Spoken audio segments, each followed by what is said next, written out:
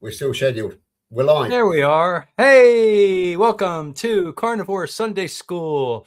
Today is December 14th, 2025. We never say the date. We should say that so that when people refer back, they know which Sunday we are. And we have a special guest today, as we do every week, Erin. And that is not her last name, but she's going to explain why she calls herself Booby Goats. Makes a great discussion. And we're going to talk again about the carnivore diet and everything about it. So we'll do a little introduction where we go clockwise around the screen, and then we'll get to Erin, and she could tell us all about carnivore and her life and her world. Okay, I'll start since I'm up on the top left. I'm John Laspina. I am the Carnivore Teacher Alpha on YouTube. I've been, this January, I will be carnivore 3 full years. I was ketovore 3 full years before that, and keto 1 year before that. So I've been low carb for a long time. Lots of healing going on, some weight loss, just so many things to list in this little brief intro that I don't do it. But I tell you that I'm a retired middle school teacher, and I do this now as my retirement gig. I'm teaching about the carnivore way of eating and how it heals. And when people are ready to find the answer to what ails them and to get healthy, this is a wonderful essential way to eat, I believe. And so that's why I'm on, and why my friends are on as well, to talk about the carnivore diet. So Erin, give us a brief intro and then we'll come back to you. Hello everybody, my name is Erin. I have a YouTube channel called Booby Goats, and originally it was going to be about goats, but since I found carnivore, I've been in front of the camera just showing my daily life, what I'm eating, and how I'm able to do the things that I couldn't do before because of carnivore. I can roll around if you want. Oh, sorry. Do we need to talk more about me, or are we doing more of an introduction? Well, that's an intro. We'll come back to you, and then you have the mic for the longest time. Well, let's go over to Steph. Oh, right. Yeah, me. I'm Stephanie, and I have a YouTube channel at Happy Sexy Health. And I had a massive health transformation. And now with my sister, we help other people to go primal in 21 days. So now over to you, George. Okay, so my name is George. I am 60 years old, based in Bridgewater in Somerset. I'm 6 weeks younger than John, so he's my senior by 6 weeks. I'm a former morbidly obese type 2 diabetic, no longer a type 2 diabetic, and I have returned my body to a state of homeostasis where it seems happy at the same weight as my 18th birthday. So obviously quite pleased with that. I have many names in the carnivore world. I am known as the carnivore historian because I'm far better at researching history than I am science, so I leave that to the experts. I was known for quite some time as the puppet master by Carl Day of the Primal Lifestyle, on account of the fact that I pull the strings behind the scenes. More recently, I have become the UK ambassador to Kerry's Healing Humanity, which is a great privilege. And also I am a Kilts health coach, and Dr. Kilts has just taken on board the ambassador system, and he wants all of us who are members of the Kilts Mighty Tribe, as I am, the KMT, to become ambassadors for him and for the carnivore world, to get the message out there. So all of us here have the responsibility to spread the word. And I'm also very much involved with setting up meetups, going to meetups, and basically doing whatever I can to facilitate the community in the carnivore community. So that's me in my elevator speech. So back to you, John, to take it from here. All right, thank you. So Erin, you're our special guest today in the car there. And why don't you tell us, I don't ask guests this each week, and I should start doing this. Tell us about, who you are exactly, like how old you are, when all the little detail, where you live, some of those basic things that we sometimes skip over with our guests. Go over, yeah. Well, you all know my name's Erin because I just said it, and you said it too like 50,000 times. But I'm 40 years old. I'm a mother of 10. I have 5 girls and 5 boys. My oldest just turned 19, and my youngest just turned 3. And I'm originally from Dayton, Ohio, and we moved here about 6.5 years ago. And because my husband his family has a farm here. And back in Dayton, Ohio, we had illegal backyard chickens. And it started to get, I don't know, when you start with chickens, you want to get more things. And there's an opportunity to come here. So we came here, we packed up, moved down here, got goats like a month or two later after we like made housing for them and everything. And we wanted to start the whole homesteading thing. So I decided I was going to start a YouTube channel, just, you know, maybe eventually one day it would pay for chicken feed or something, you know. And I started doing YouTube shorts before they were shorts, you know, like a few minute things here and there. And when we moved down here, I was pregnant with our 8th child, and I had gestational diabetes with him. I've had gestational diabetes with almost all my kids except for a few.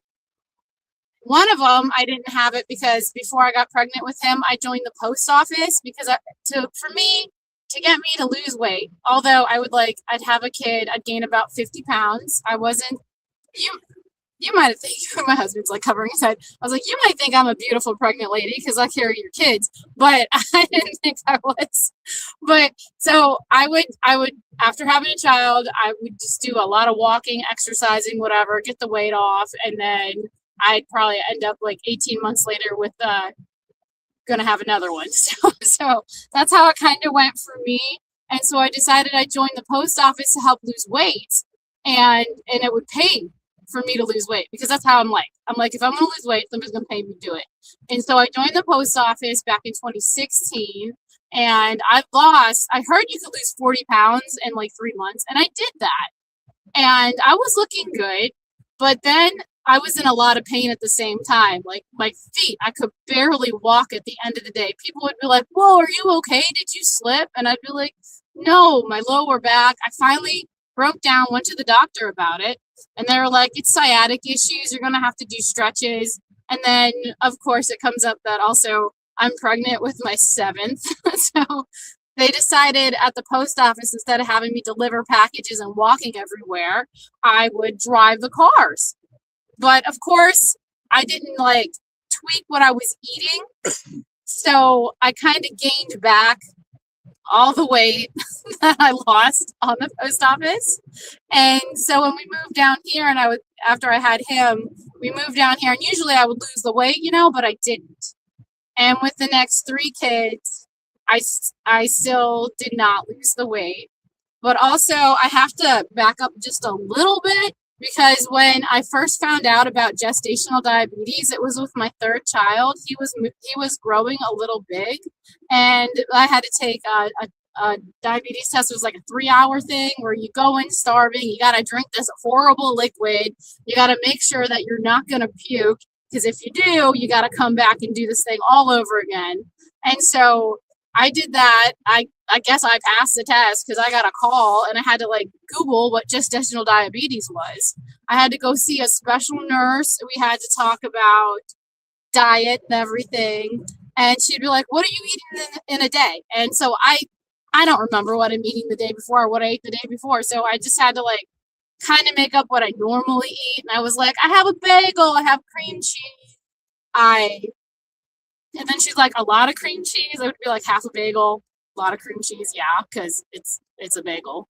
And then I would like make peanut butter and jelly sandwiches for my daughters. So then I'd be like, I'd have like a half a peanut butter and jelly sandwich for lunch. And then for dinner, you know, standard American, protein, vegetable, and starch. And she's like, okay. So we're going to make all your starches and whatever whole grains, and we're going to do this and that. And I'm like, okay. And then they hand me a cheat sheet of what you should eat while on gestational diabetes. And after you eat, you're supposed to go on like a little 30-minute walk or do a little exercise after. It feels good too, because you lose a little bit of weight. And I'm like, okay, well, I'm going to use this pamphlet and I will eat just what they tell me to eat.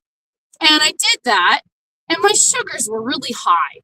And so I go in the next week, and they're like, oh, these are too high. We can't do this. We're going to have to start talking about different things like insulin shots or taking pills. And I was like, hold on. Give me another week or 2. let me see what I asked was, how high is the highest sugar that you normally want to look for that's okay? And she said like 120. And I was like, okay. And then morning lows, how is that? Well, I couldn't affect my morning lows at all. So, but anyway, I went home and I figured that the whole wheat bread and the starches and the carbs, those were the things that I can't have because it made my sugar jump. So I'm like, okay, so I'm just going to eat meat and vegetables. And I did that, and everything seemed to fall into place except for my mornings. My mornings, I would go a little too high on the sugar when you wake up. It's a thing. But they made me take at first glyburide, but I had to take a 0.5 of it, and they didn't have that in a pill. So I had to actually cut my pills in half because my sugar would go too low, unlike the 1 milligram or whatever it was that they were giving me. And I controlled it basically by doing that. And that's what I've done for any of my pregnancies that I had gestational diabetes with. It just worked for me. But what didn't work for me was the fact that you lose your gestational diabetes after you have the child. So then in my head, it's like, sweet, I can have pizza again type deal. So that's what would happen to me. And with my last child, she was our first C-section. And oh, that was the worst. It was like none of the chairs in the house were big enough for me to sit down. And I was always on my feet walking around with her. And I had a cold at the same time. So with the stitches in your stomach and you have to push pillows next to you while you cough, it was awful. So I was sitting on the couch with her and we were watching homesteading stuff on YouTube because that was kind of the thing that I did with my 3-year-old at the time. Flash, he loved this one guy. He had cows, horses, and all this stuff. So we would sit down and watch him. And he was talking about, I'm going to do this thing called the carnivore diet. And I was like, the carnivore diet? You're going to kill yourself. I'm going to subscribe. How is this guy using the bathroom? What's going to happen to him? I'm excited to learn more type deal. And my phone picked up on it. So I started to get these recommendations for Dr. Berry. And I was like, I'm making fun of this carnivore diet thing. I don't even know what it is. I should watch it so I know what I'm talking about. And I did. And one of his shows about how to do the carnivore diet or what you need for the carnivore diet, he said, wouldn't you like to lose 30 pounds in 30 days? Like doing nothing. It would be super easy. And I was like, you know what? Yeah, it would be super easy to lose some weight in 30 days. So that's when I was like, let me get my pen and paper out. I'm going to write down what I need. All I needed really was some electrolytes, I guess. And that's what I did. And I found Laura Spath, and she had like some kind of like, if you buy Element, you use my code, you get like 15 extra or a free pack or something. And I was like, okay, I'll do that. And I ended up having like one a day for 30 days. So I had 30 days for my salts that I needed. And I've never actually done my research, so this is really funny. So it was March 3rd of 2023. This is when Lent started. And I was like, well, I got to give up something for Lent. So I'm just going to give up alcohol and carbs. It's easy peasy lemon squeezy. And so I did that. And in the first 3 days, I wake up and I'm like, whoa, what is going on? My knees do not hurt. And I was like, oh man, this is great. I'm like 250 pounds and I'm doing squats and things. I'm like, what's going on? What is going on? Like I'm feeling really good. And then about maybe a week later, I wake up and I've always had lower back pain after I had my first epidural. And I did have plenty of epidurals. I had one that fell out and I had a almost 10-pound baby. So I felt everything for that one. And then with Flash, I didn't have an epidural for him. He had to come. So he went. So I've had like one of the things with epidurals is you get lower back pain. And it's one of the things that could happen if you have them. And that's what I had. But it's gone. It was gone. And I'm like, oh boy, this is great. I don't feel bad at all. And I had so much extra energy, especially after like just eating a couple hamburger patties. And there was this point where this fellow over here would want to go out to eat and stuff. And he'd be like, do you want to eat? And I'm like, no, I'm not hungry. I don't really, I don't want to eat anything. I'm good. I feel good. So when you're feeling good, there's a whole mind shift, I'm guessing, kind of thing that goes on where you're not sad. You're not a little depressed anymore. And you just want to do stuff. You feel good when you're doing stuff. And then I was talking to my daughter, Loretta. I was like, hey, this is really weird. But all I'm doing is what you're not supposed to be doing, eating fatty meat, red fatty meat. And I feel great. Like, what is this? It's like I should tell people, but I don't know how to tell people. And she was like, don't you have a YouTube channel? And I'm like, yeah, I do. So I decided, since I had this YouTube channel just sitting there, not really doing much with it, I'd get on it and I would just do the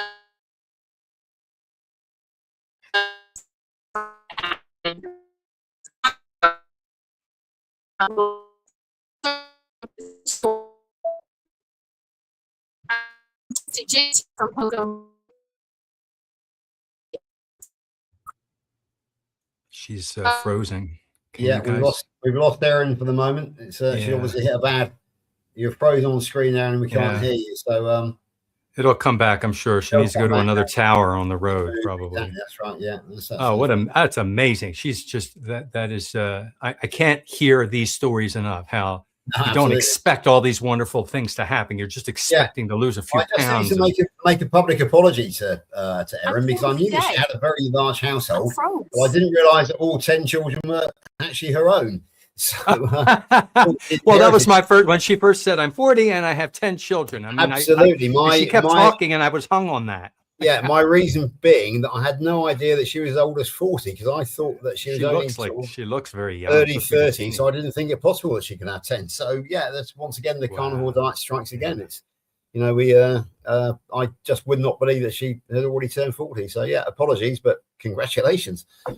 Yeah, and we've had a few goats in the comments now. I saw that in Jamaica, where my family is from. Oh, Erin's back. In Jamaica, where my family is from, being a goat is like being a stupid person. If you're acting like a goat, it's being really stupid. And goats are hilarious. We'll get somewhere soon. Let's look at this. George, I love that George says that he was on a homestead. He grew up on a homestead with a little small holding, and he had a goat named Delilah. Yeah, we got her in, I think, 1969 when the Tom Jones song Delilah was in the charts. And as we were driving home, Mum suddenly burst into song because she liked it, and the goat was in the back of the car, and she started singing Delilah, and she said, "Oh, I think I'll just name the goat." Yeah, so that's how she became Delilah. And she lived quite a long time. I think we got her in 1969, and I think she lived 12 years. So yeah, she was my childhood companion. I was scared of her at first because she, used to sort of like rear up on her hind legs at me. But as I grew older, we became great friends. So it was great fun. Oh, I've never seen them do that. And Sandy had pet goats as a kid and said they're so entertaining. And Rick fell out with his mum. He brought the goat in the house, and the goat caused absolute havoc. But you'll see that I'm looking down a lot because I'm replying to all your comments. I've got my phone here. So it's great chatting to you in the comments. And if you've got any questions that you want us to put to that you want to put to Erin, just put a QQQ and add them in the comments. Or if you want either Erin or any of us to answer, yeah, we'd love to hear from you. And Erin's back. Sorry, you got cut off there. Erin, can you hear us? You remember where you left off? Yes. No. That's all right. That's all right. You were. We were commenting when you left that when you said your age, and then you said you have 10 children, and you continued to talk. I don't know about George and Stephanie, but I was hung on that because you look like a 19 or 20-year-old. I mean, you look like a young girl to have 10 kids. Amazing. You look amazing. Thank you. You're I welcome. get that a lot. Oh, That's because it's the truth, Erin. it is. I had no idea that you were 40. I always had you down as late 20s, 30 maybe. So that's why I thought that it was impossible for you to have 10 children at that age. But now I know the truth. So yeah, it's And shout out to the man driving the car there. Say hi to the hubby. Thank you for your support. I said, nobody can see you. It's fine. Good. That's all right. We know someone's turning the wheel and controlling it. Any other thoughts or questions from Steph or George or Erin? I'll tell you my goat story. Everybody's typing their goat story. On one of them, I took a cruise in the Caribbean, one of my cruises, and we stopped at St. Thomas, and there was this escalator ride, or I don't know what they call it, like a ski lift ride. We went up the side of the mountain. There was this little zoo up there. The peacock opened up for us, and there were a couple of goats. And I was just standing there, and this man, this mother just had a baby goat, and this man was nursing the goat because apparently the father had peed on it, and the mother wouldn't let the baby nurse. So the man walks over and hands me this baby goat with the umbilical cord still attached. And I'm like, I hand my camera, and I'm like, film me. I'm holding this little baby goat. It was amazing. It was so cool. That's my goat story. absolutely. Well, before we get off the subject of goats, I know that Steph comes from the Caribbean. Yeah. And is there such a thing as curried goat, which is Absolutely, yes. Yeah. Yes, it's very Can you tell good. us about that? Well, if you go to a funeral, there's always going to be curry goat, and there's going to be a party. I don't eat it that much. Well, not nowadays anyway, because it's got loads of sauce and everything.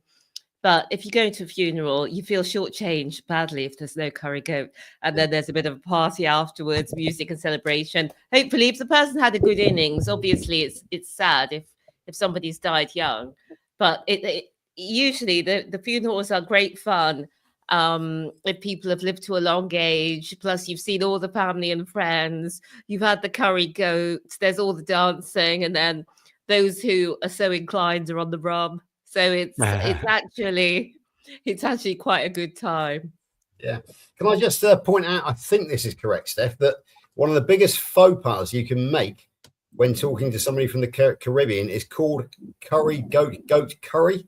Oh, yeah. Yeah, is that correct? Yeah.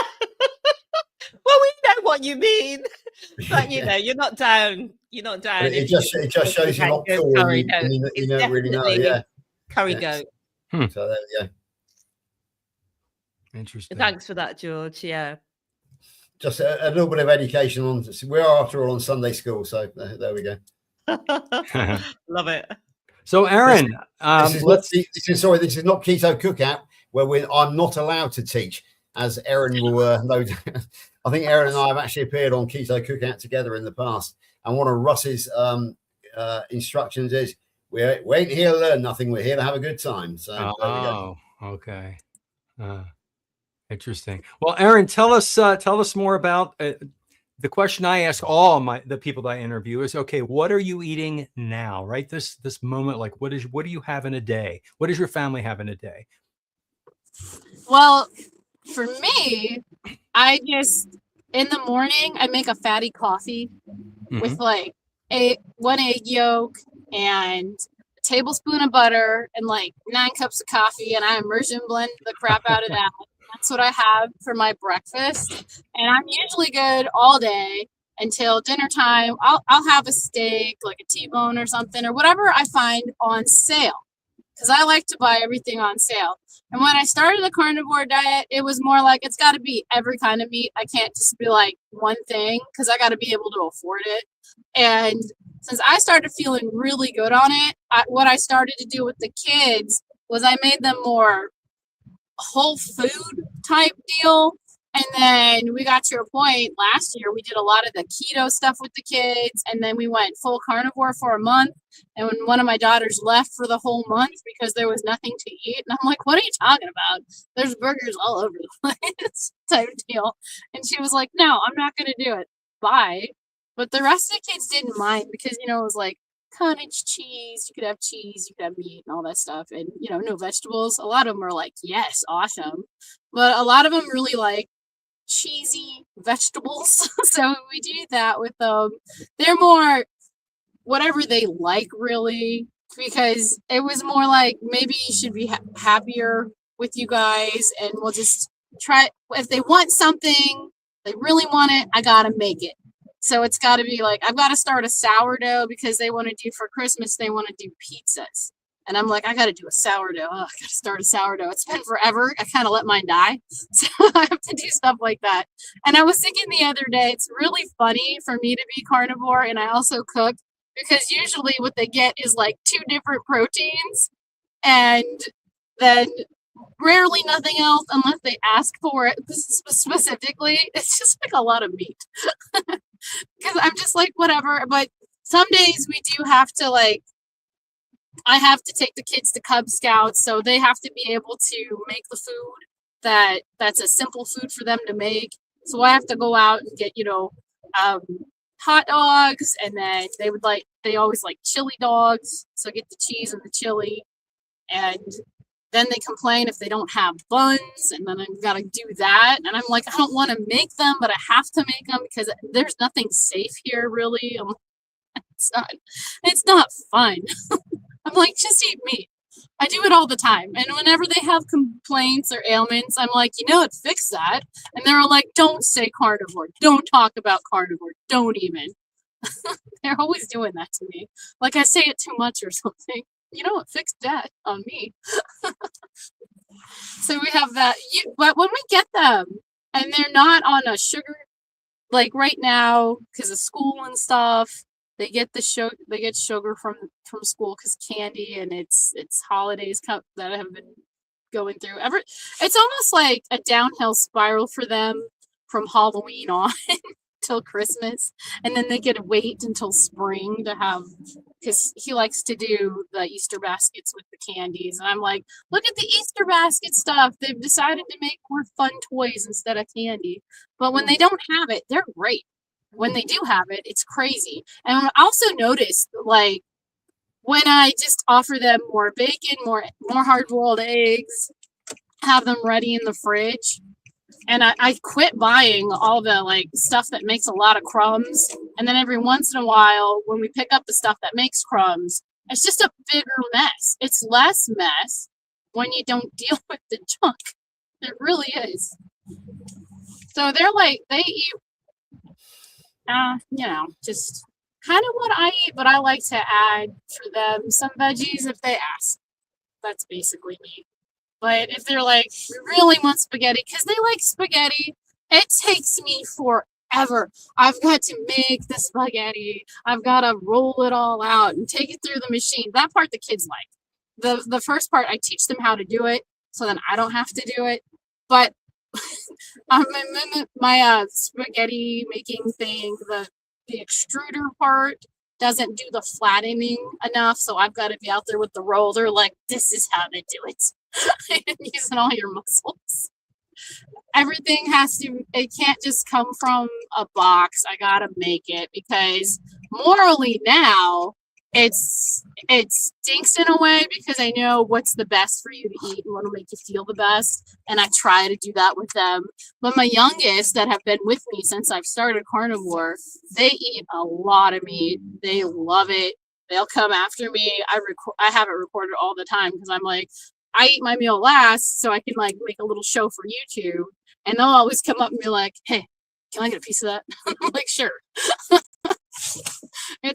They're always after the food on my plate. I'm like, good, do it, go. So you take your ingredients that you know do not have seed oils and do not have all the added starches, colors, flavors, additives, preservatives, and you're making the whole foods that the kids want. That's not all carnivore, but at least it's your whole food. Then you know what's going in it, and you know how you're cooking it, which is 1,000 times better. Yeah, I'm attributing a lot of my delays in learning and reading to the fact that there were seed oils in all my food. Yeah. And I'm like, because my brain functions way better on carnivore and in ketosis, I was like, son of a gun.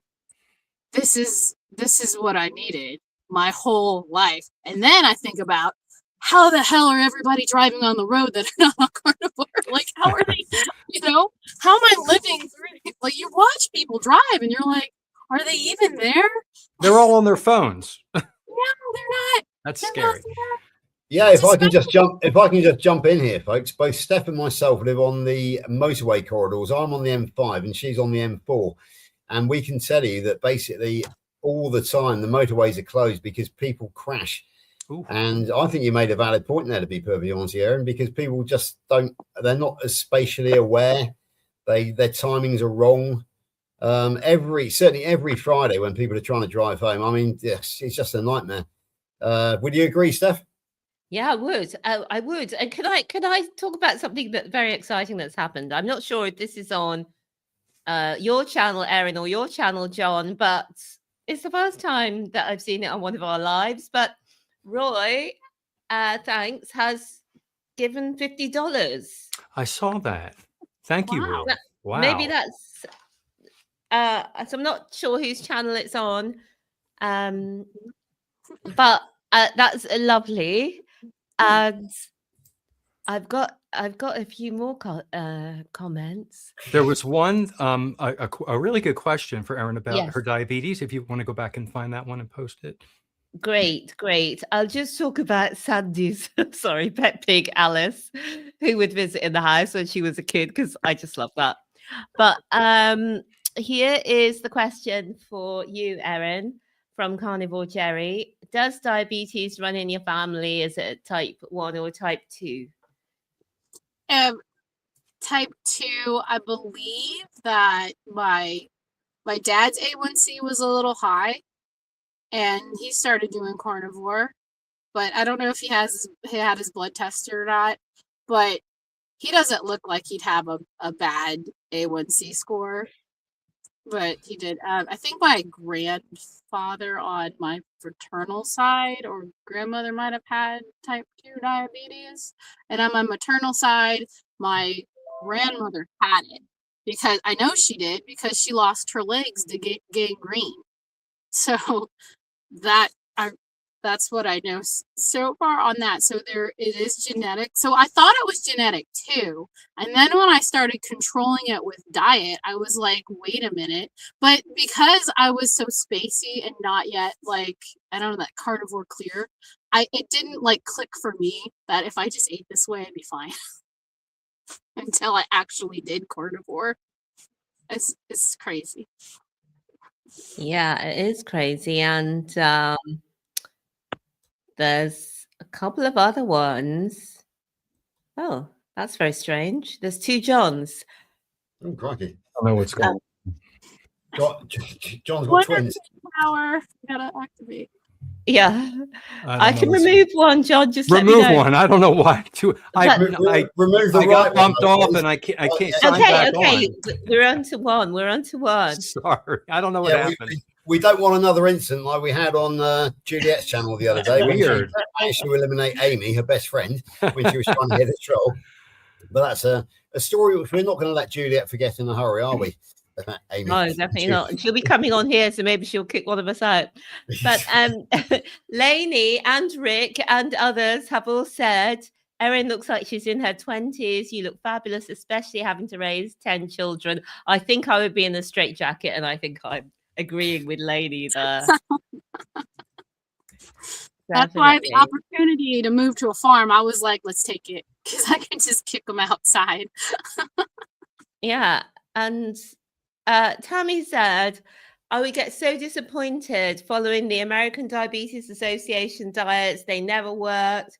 They never helped. And the doctors always made you feel worse. And, you just give up so many times. And I think we've all had that, haven't we? Yeah. Over the period where we've been struggling before we found carnivore. Right, time for a quick sales pitch here about American diabetes. And that is that just recently, our friends under Dr. Ken Berry and Dr. Tony Hampton and various others have set up a rival organization for the American Diabetes Association called the American Diabetes Society. So they are actually taking direct action to try to basically shift the conversation from the American Diabetes Association to the American Diabetes Society, and it goes without saying that they are taking the low carb approach.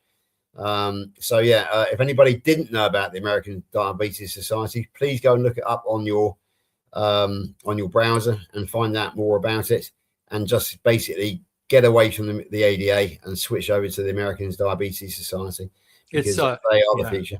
It's an excellent website. I have it posted in the show notes of my YouTube, American Diabetes Society. A lot of people get it confused because they just automatically think association. And also, Roy, I now know who this is, Roy Carter, who posted this. Roy bought my book. He sent it to me. I signed it. I sent it back. We've been going back and forth, sharing ideas. He's asking me questions, so that I know who this person is. Hi, Roy. Thank you for coming on and watching. We appreciate it.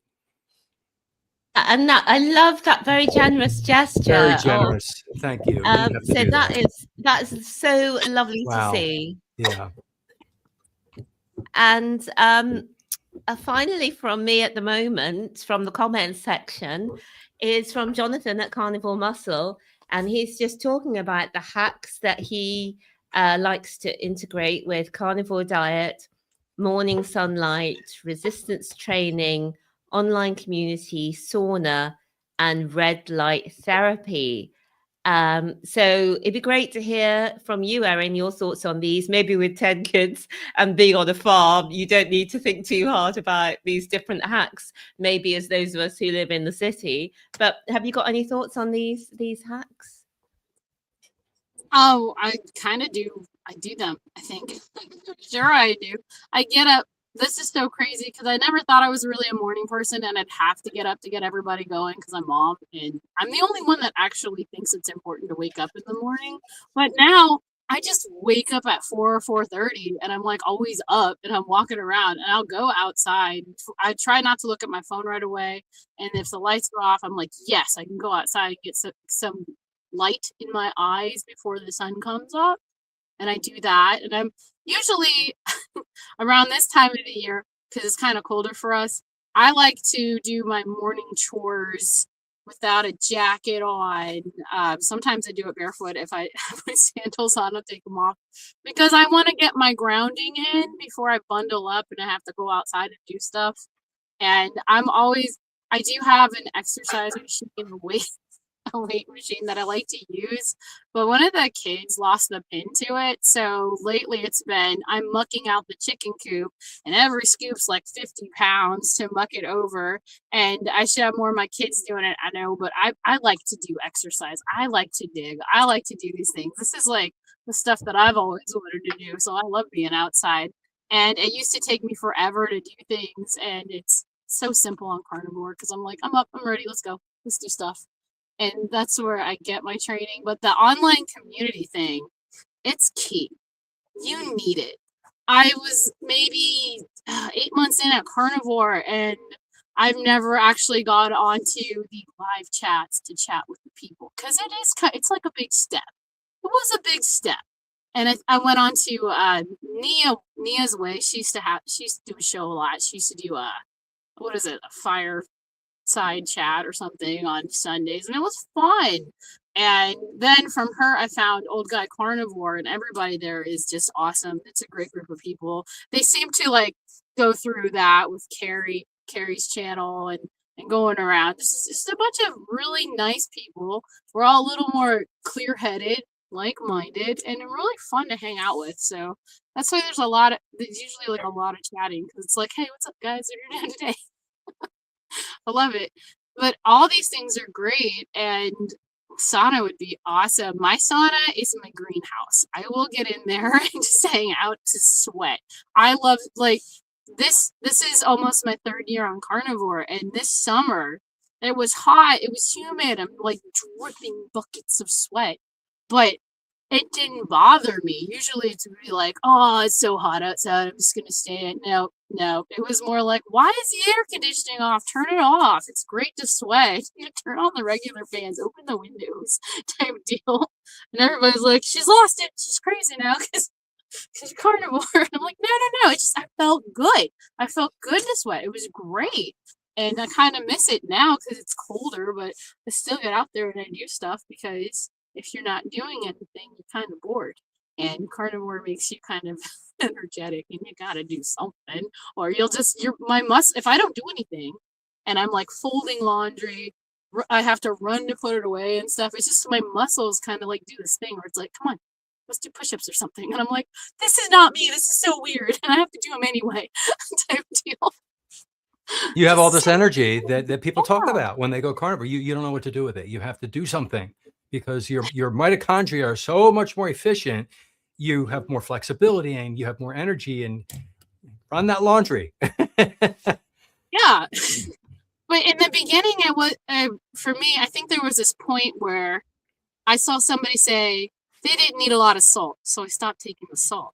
And I started to like slow down and be kind of like dragging and stuff. So I decided to reach out to a bunch of electrolyte companies, and I was like, I'll just do like, I'll try your product and see how I like it. I have a YouTube channel, blah, blah, blah. So they were really cool. Keto Chow and Element sent me a bunch of free electrolytes. Good. And once I took the electrolyte, I felt way better. And I was like, it's the dang salt. And then everybody started talking about fat. And they're always talking about fat. Somebody's not feeling so great. And I was like, I'm kind of feeling dogged out. Maybe I should do the fat. And that's when I started doing like really fatty coffee. They're adding like bacon grease to the coffee and frothing it and stuff, because right when I did that and I took a sip of coffee, that woke me up more than the coffee is the fat. And it's like, you got to have the fat. If you don't have it, you're just like, you're not doing carnivore right. You think you are, but you're not. Not at all. Yeah, fat is where it is at.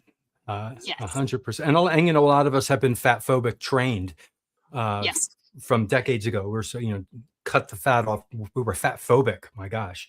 And I kind of put on a little weight from doing the fat thing, but I feel really good on the fat. I don't know what to do. yeah, go by how you feel. Yeah. Like, eventually it'll pan out. But I'm just like, if I feel really good, why take it away if it's good for me?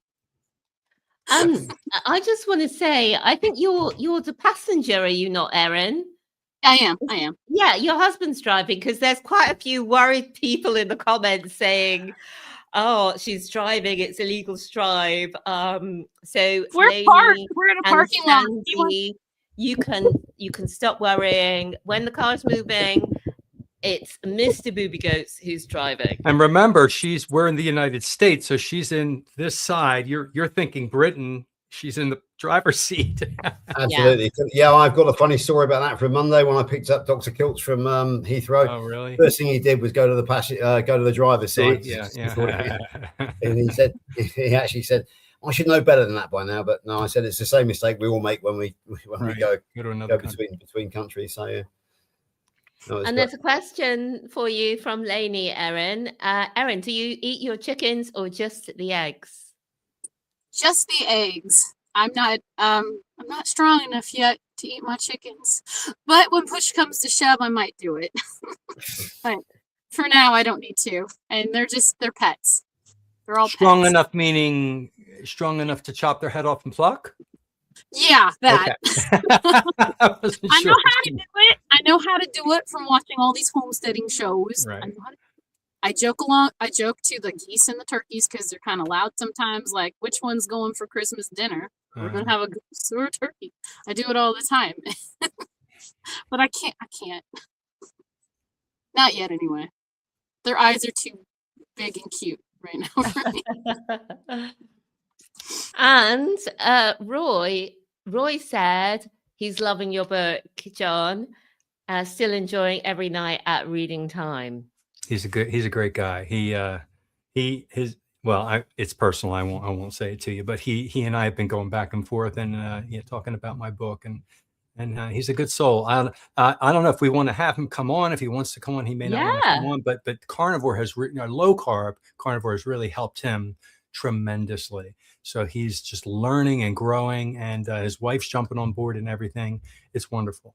Yeah. Roy, just comment if you want to come on the show. We'd love to have you on if that's something you want to do. And the next space is the end of January, Roy. So that would be amazing. And one more question that we've got at the moment from Exist and Live. What percentage of y'all's diet is meat? I did the American accent there. I hope you. You did well. The South, the American South. We don't say y'all up north. It's yous guys, right? Up north? Yeah, yous guys. We're from Philadelphia. That's how we say I it. guess mine would be 97% all meat because I have coffee and tea. What are you gonna do? And fizzy water. Mine's about 95%. I use mustard, sometimes a little onion, or some oregano, or I don't know. Sometimes something gets in there, so I know it's not 100%. But I'm really close to 100, to be honest with you. And some days I am 100. Yep. Yeah, it depends on the definition of meat, because I eat cheese, I eat fish and eggs as well. That's one thing carnivore. I do not eat, as in anything which has fiber in it. I have not touched for a long time. I do consume liquid carbs, coffee, cream, and that sort of thing. But I actually regard now, since I've been on this game for 3.5 years, I regard seed oils and fiber as actually being worse than sort of a few carbohydrates here and there. So I've got no qualms about consuming liquid carbohydrates as long as they don't go to my colon to rot like fiber does. So yeah, I am basically 100% when it comes to actually having to chew something.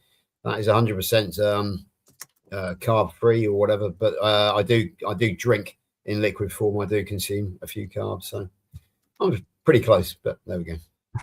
Yeah, and for me at the moment, I usually eat all the primal things apart from dairy. But at the moment, I'm being a bit stricter because I have stage 4 cancer, and it's helpful to be in therapeutic ketosis. And sometimes it can recur in the winter, and we're in the winter at the moment. And I've noticed a few not promising signs from blood tests, and just, I can just feel. So I'm cut back to do therapeutic ketosis. So I was very excited today. I've just been doing this for the last few days, and my ketones this morning were 2.5, which is in the therapeutic level, and my blood sugar was 4. So my GKI is 1.6, and therapeutic ketosis is under 2. So that's really good.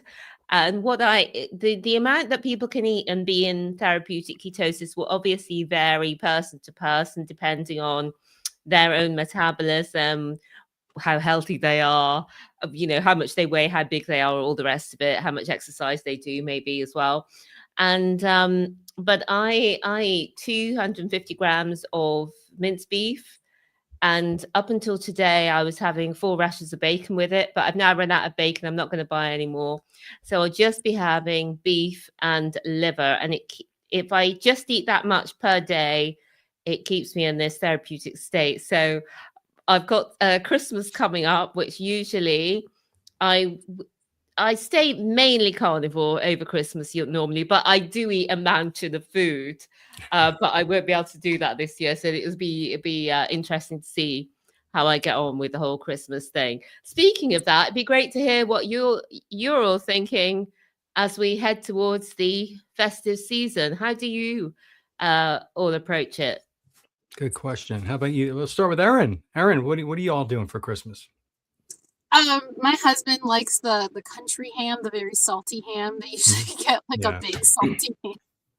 And I was looking today at the briskets again, because if I can find a good deal on a brisket, I'm gonna grab one up. Because usually we cook 2 big thick meats, and then I'm just like, I'll eat the meat because that's what I eat.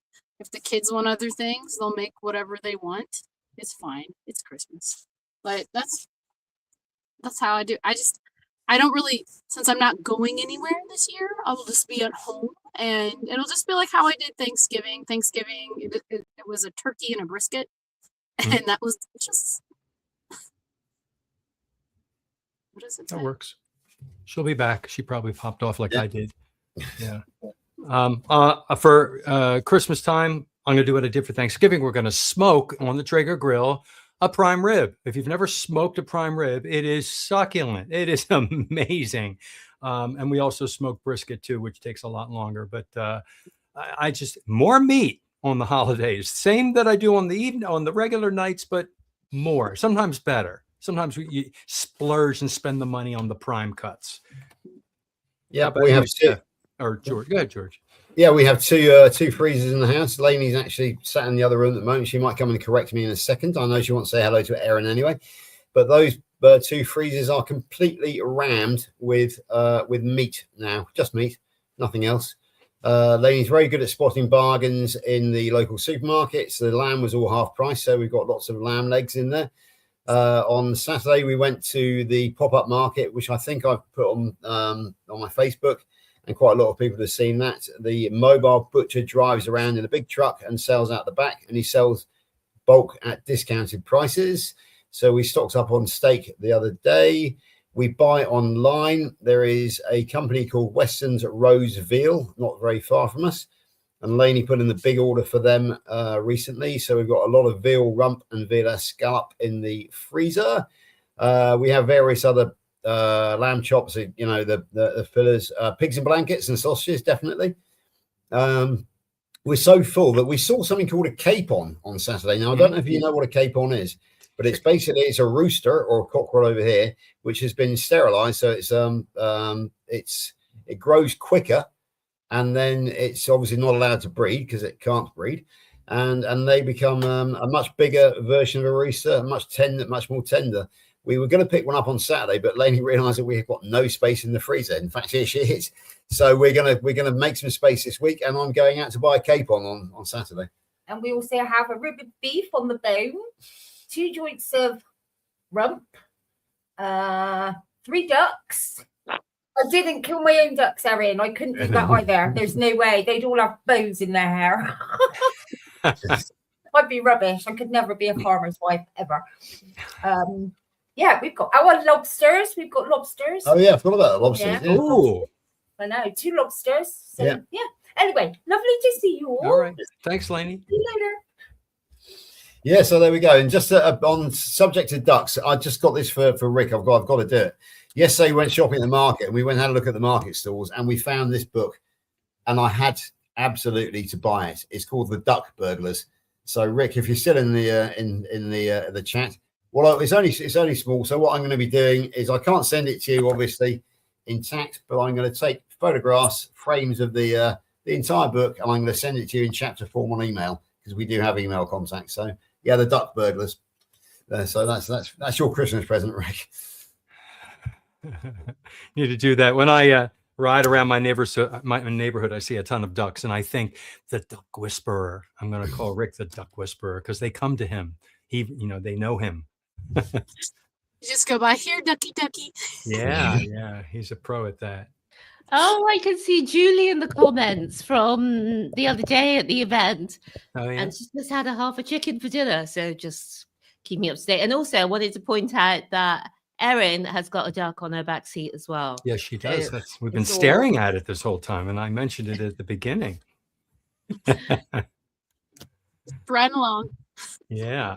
So we have we have about 6 or 7 minutes. Anything else you'd like to share about your carnivore lifestyle, Erin, that you may have left out or you wanted to add before we close out?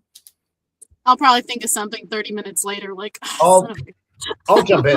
I'll jump in on something as well, just on the driving side of things. Now, if I want to go and visit Steph, I've got to jump in the car, and it will take me 55 minutes to an hour to get there. But because a couple of Fridays ago, a friend of mine was trying to do a very similar journey, and she actually gave up after 7 hours because there have been so many crashes. She gave up around the Clevedon area, Steph, around Portishead, up towards that way, so she couldn't get to the bridge. So that's fairly typical over here. But we also, and that is basically because people don't drive very well. But we have another phenomenon here in the UK which blocks the motorways, and that is the bridge jumpers. We get about 2 or 3 a month. People who go and stand on the bridge and either actually do jump, or they just threaten to. But of course, they have to close the whole motorway while the people are trying to either talk them down or clean them up off the motorway if they actually do the jumping. And this is a mental health issue. So, it happens so regularly. It just shows how much mental health problems there are out there. And, we in this community, we don't suffer from it. So the knock-on effect of the low carb, the low fat, high carb diet the high plant diet is having a massive effect on society.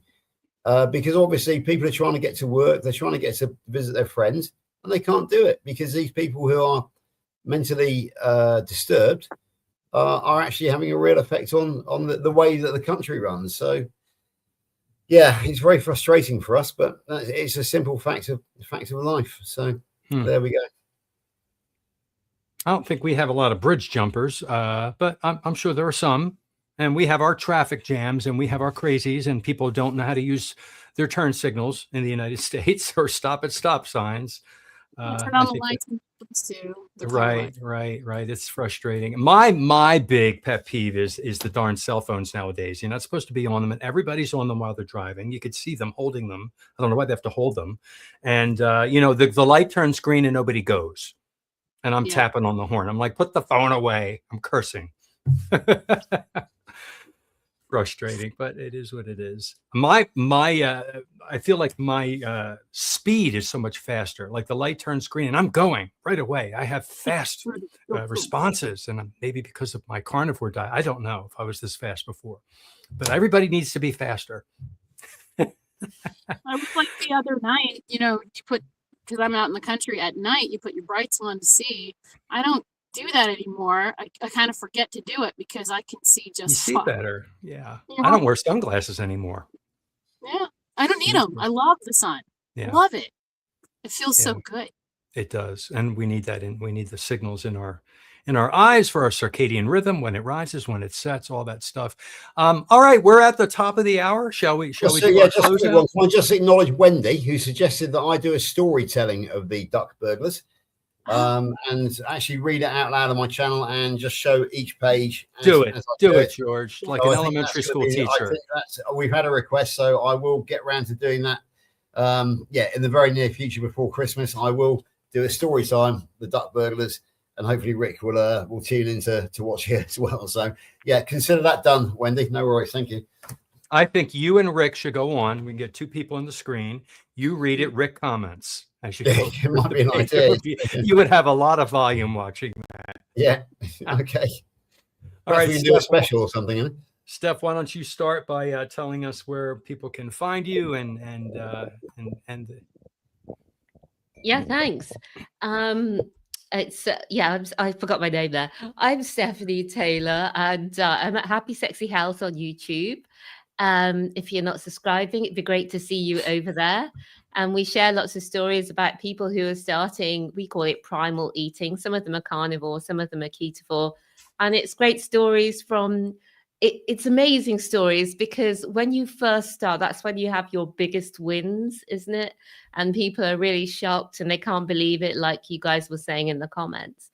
And yeah, that's it from me. It was great talking to you all in the comments and getting to know you. I love all the chat. And so that's why you saw me looking down at my phone to make the comments during our talk tonight. And now I'm going to pass it over to George. Okay, so my name is George Goodenough. My channel is good enough for you. It's very undeveloped as yet. I do use it as a news platform, and apparently I'm going to use it as a storytelling platform as well, which will be fun. I'm also on Facebook under my own name. You won't miss me because it's I'm wearing a cap in my profile photograph. And the standing joke within the community at the moment is, where can you find me? And everybody says George is everywhere, because either I'm on a panel show like this live, or I'm in the chat with as many people as I possibly can. For example, myself and Jonathan were on with DC this morning. You can find me nearly every morning, work allowing, in Dr. Kilt's 6 a.m. And then shortly after that, I get an hour break, and then I'm on with Erin in the chat if I possibly can. But where I'm working, I sometimes have a difficult connection, but I usually manage to drop in for at least 10 minutes. And then in the evenings as well, yeah, you'll find me pretty much everywhere. Anywhere the KMT goes and Healing Humanity goes, you'll find me there. Thank you. And you can find me, Booby Goats, on YouTube. I also have an Instagram, but I think it's like connected. If you go to my YouTube page, if you want to find it, you can. And if you like chaos, animals, kids, no, that's just chaos. If you like chaos, subscribe. And meat. Animals, 10 children and animals. It has to be fascinating. All right. Thank you. And I'm a carnivore teacher. I'm on YouTube and all the other social media sites. Put a lesson out every day. We come here on Sunday. I do a few interviews. I published a few books. I did it one particular, I put a video out every day, and the one that came out about 7 days ago, and I don't know why, hit 80,000 views. Like it skyrocketed. Just this one video. Apparently, everybody wanted to hear about the difference between ruminant animals and monogastric animals. If you check out my YouTube channel, you'll see that the views just exploded on that one. So I never know what's going to do it, but I'd make a lesson every day teaching something that I learned to the carnivore community. So check that out. All right, that's it. Thank you all so much for coming. Who's coming on next week, Steph? George. That will be Robin Heron, carnivorous grammar. Oh, Robin. Oh, I love Robin. From my favorite named town in the whole of this state, which is Kalamazoo, because I remember a song where there was a cat called Kalamazoo. So yeah, I've actually, to be honest with you, John, this is Robin's second time round because she was one of our very first guests. She was carnivorous grandma. Absolutely.